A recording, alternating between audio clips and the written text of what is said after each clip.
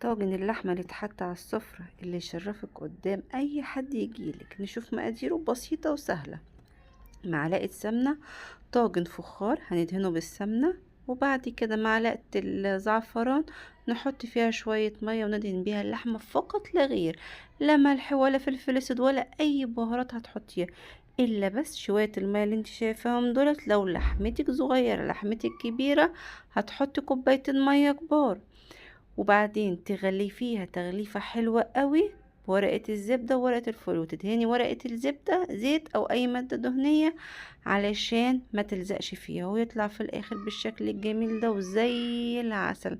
عايزة اقولك بالصحة والهنا على قلبك. ليه بقى ما بنعملش لايك وشير واشتراك في القناة؟ ما تنسونيش بدعوة حلوة ولكم بالمثل. والسلام عليكم ورحمة الله وبركاته.